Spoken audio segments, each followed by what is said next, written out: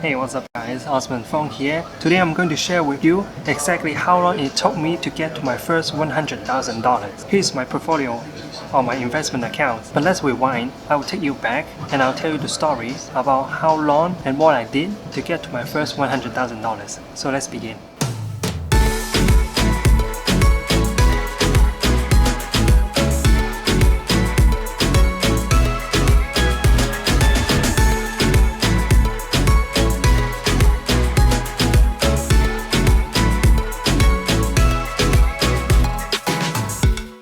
When I was 14 years old, my school in Hong Kong had a program for getting 4 students to join the real-world work experience. Since I had nothing else better to do, I applied for the program. And I was lucky enough to be chosen. I was assigned to work as a cook in a fast food store called Yoshinoya.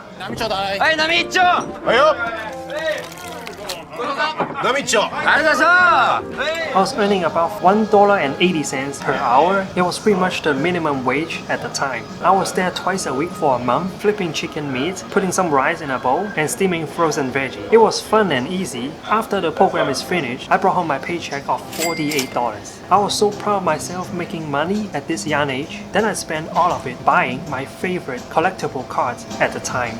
Remember Pokemon cards from the 90s? Well, they're hot again and they are bringing in sky-high prices. No way! Then it is completely deserving of the price of $360,000. No, I did not buy that. I did not even like Pokemon at the time. Instead, I bought a bunch of Digimon cards. Back then, it was one of the popular collectible cards like Yu-Gi-Oh! And Pokemon. I bought it because I really liked the show. But not so long later, the show ended and the value of the cards just became zero. There goes my hard-earned money. But something just clicked in my head.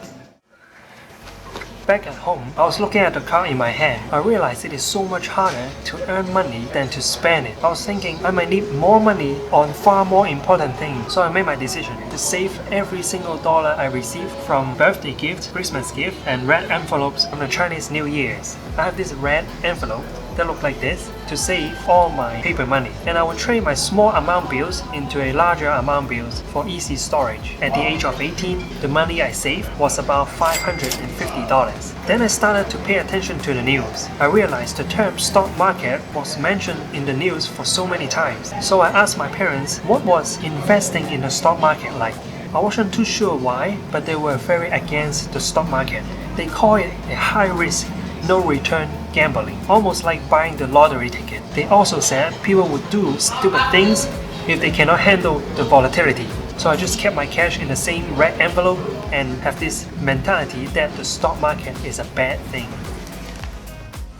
At the age between 18 and 25, I went to America to study English and get my bachelor degree. I was very fortunate enough that my parents were very supportive and they were able to provide me the full tuition and living expenses. Just for the record, I was given just $973 to survive, and I was driving a Toyota Camry 1994 that needed maintenance every 3 to 6 months. My monthly spending was about $300 in housing, $150 between gas, maintenance, and car insurance, $60 on personal insurance, $20 budget for medicine, $63 on groceries and supplies, $150 eating in restaurants, $20 budget for entertainment, $30 for phone, $100 miscellaneous, $40 on cash contribution, $35 on apparels, $5 for getting a haircut every 3 months. I had to build a very strong frugal mindset, limiting myself not to overspend. For example, I cannot spend over $5 on fast food, $10 dining out, $15 on a shirt, and $30 for a pair of shoes. If something I have to overspend, then I will cut back on other expenses so I don't accidentally run out of money for that month. I also like to go to the restaurants that gives a lot of food, so I will eat half at the restaurant and take half back home. Study has shown the average American spending monthly is about $5,102. So if your spending is less than the amount mentioned, that means you're doing financially better than the average. Because I have nothing else to save, by the time I graduate from the college in 2017, my net worth is still the $550. The worst thing is my parents officially cut me off. I had to figure out some ways to generate myself some income. So I started doing delivery to maintain my spending while still looking for a full-time job. Looking for a job as an international student was definitely not easy. 3 months later, I finally got my first full-time job in a Chinese tech company, earning $30,000 a year. I was super excited, getting 4 digits on my paycheck every 2 weeks because my income just doubled from what I used to. A few months later, I made my first big purchase. I bought a 2015 Honda Fit, a total drive-out price of $13,500. I was qualified for a program to use my old Camry as a $3,000 down payment, and I had to get out a loan of a 6.5% interest for $10,500. My net worth at the moment in the early 2018 was about negative $7,500. It was the best purchase I've made and I have no regrets. Then something else happened. 6 months later, I got a 10% of salary increase for my work performance. That put me a salary of $33,000. I put the entire 10% increase on my car payment. It was about $230 extra. I ended up paying my car off in just 13 months. I was very proud of myself. I even post about it. After my car is paid off, my net worth is about $3,000. Another 6 months later, I got an offer to switch from a tech to a sales. I was never into sales. It feels like lying and upselling products all the time. I could lose friendship with people, but I was never really into making a lot of money. I kind of wanted to just stay in my cubicle, giving tech support over the phone and just collecting a stable income. So I didn't take the offer at the time, and I just kept thinking. After some encouragement from my coworkers saying that I would do well, so I took the chance. It took me 2 months to make this decision and finally get out of my comfort zone to meet clients face to face. By being in sales, I was really exposed to a lot of things in the business side of view. Never had I thought of growing the mindset of making money, but I was willing to commit to it. It took me about 3 months to get used to the tools, the procedures, and customer services. Then I was able to build my solid customer base with my technical knowledge, business insights, and just being a useful person overall. My commitment with hard work was paying off. My salary plus commission in 2019 went up to $48,000. It was the best year in my life because I felt very accomplished. For those of you who are watching, if you're feeling bored or not achieving anything at your job, maybe it is time to search for other opportunities. It does not have to be a different company. You can change your position like I did, or just simply request for more work for a higher salary. This is something you need to find out for yourself. My suggestion to you is, when there is opportunity come by, do not let it pass by. As long as it makes sense, grab it, decide it later after you try it. Maybe that could be your new job that will bring you joy and achievement.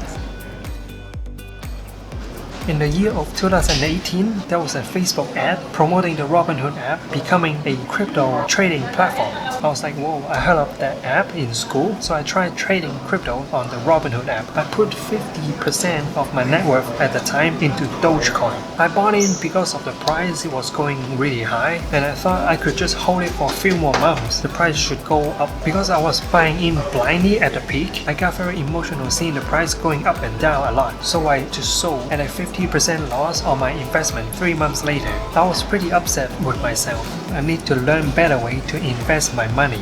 So I started to search online and learn about personal finance, from building credit score to building wealth. One article showed 3 different people investing in different timing of the market over the last 40 years. We have Tiffany's terrible timing. Tiffany saved $200 per month in a savings account, earning about 3% interest rate, waiting for the perfect timing to invest. But it turns out Tiffany had the world's worst timing.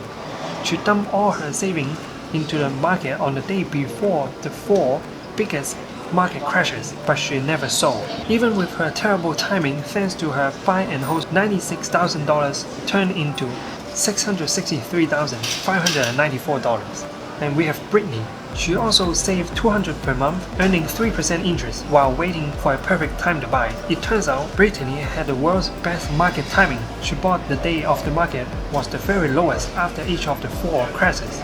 Brittany's perfect timing earned her $956,838. And we have slow and steady Sarah. Sarah didn't have much interest in watching the market or trading. In fact, she only did one thing. On the day she opened her account in 1979, She set up a $200 per month auto investment in an index fund and never looked at her account again. Today, Sarah's account is worth $1,386,429. In this study, it has confirmed time in the market always beat timing the market. I also learned to diversify my investment and only invest into what I understand. So I started experimenting with different investing styles. I went from trading individual stock weekly to a long-term investing portfolio, having 50% in ETFs and 50% in individual stocks. In March of 2020, the stock market dropped 32% from its high. People on the radio and people surrounding me starting to sell off because of all the uncertainties. It was also making me worried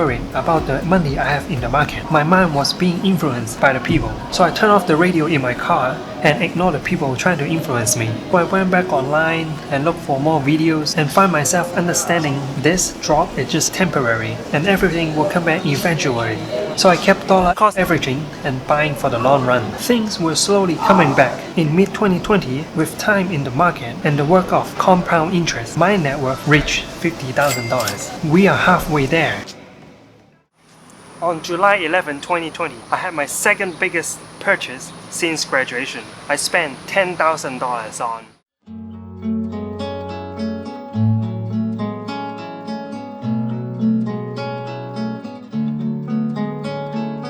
I married this lovely, hardworking, sometimes clumsy and very comforting lady. We came from two different countries and two different backgrounds, but we came together, learned from each other, supporting each other, and become the necessities for each other. It was the best day of my life. We spent roughly about $10,000 that day getting a church, a reception hall, centerpiece, tablecloth, food, drinks, and wedding dress, and photographers. And because of our marriage, we combined our net worths as one. Luckily, she only had a student loan of $23,000. That brought us our combined net worth down to $17,000. Luckily, we received one of our biggest presents from our parents. We were able to stay in their remodeled garage as a sleeping area. We didn't feel shameful living in the garage because we both saw it as the opportunity to save ourselves a lot of money. Even though my wife Lizzie started to work and I have even more money to come in, we didn't inflate ourselves. In April 2021, our net worth combined officially crossed $100,000. Looking back, we came to this very profound conclusion. You see, most people assume the hardest part of building wealth is to find the right job, paying a lot of money. And the other half thinking there are some sort of secret out there in this world, trading or buying and selling stocks and timing the market, and that wastes so much time and energy and buy so many courses to convince themselves this false truth. There are no shortcuts to building wealth. What we have to realize is we have to stop relying on shopping to fulfill our dopamines and endorphins and get that high, because it is addicting.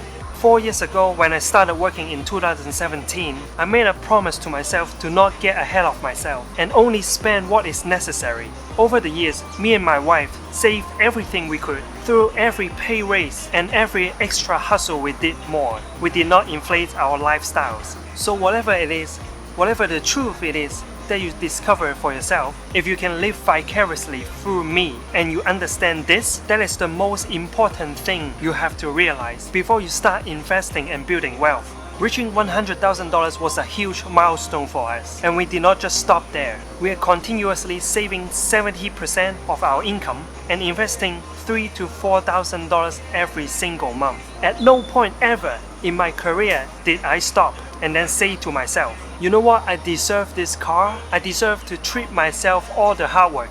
We gave ourselves none of it and kept saving more and more. In fact, I don't remember buying myself any type of fancy clothes, accessories or latest iPhones. I don't care for any of it. So don't fall into that trap. Find a different method for finding happiness and fulfilling the endorphins high and that addicting feelings we get from buying things. And also, don't make these mistakes either. I hear that all the time. But Osman, life is short. You have to appreciate and enjoy while you can. Maybe you can die tomorrow. And yes, that is so true. But statistically, it is very likely you're gonna continue living on until you're 60 or 70 and beyond. And here is a crazy thing. When money gets to a certain point, like the $100,000 mark, it starts to work for you oftentimes than what you can save your money yourself. Because the more money you have, the more money it compounds into. As you can see why the rich keep getting richer. So now you have heard my story. Here are the 3 things you can take away from this video. Number 1, when opportunities come by, do not let it pass by. Grab it first, try it, then decide if there is something you would enjoy. Number 2, keep your lifestyle minimal. There are so many things that serve the same purpose. You don't need to buy an expensive car or clothing to impress someone. You don't need to eat food from restaurants every day. So save as much money as possible. Number 3, time in the market always beats timing the market in the long run. It does not matter which portfolio style you want to go with, dollar cost averaging consistently is the best strategy to use. If you're ready to start investing, Webull is giving you 2 free stocks when you deposit $100 on the platform. Each stock can be worth all the way up to $2,000. If you can really use the 2 free stocks, make sure to use the link down below. Also, you can earn interest on your stable coin using the BlockFi link down below. Smash the like button for the almighty YouTube algorithm. Subscribe, and I will see you in the next video.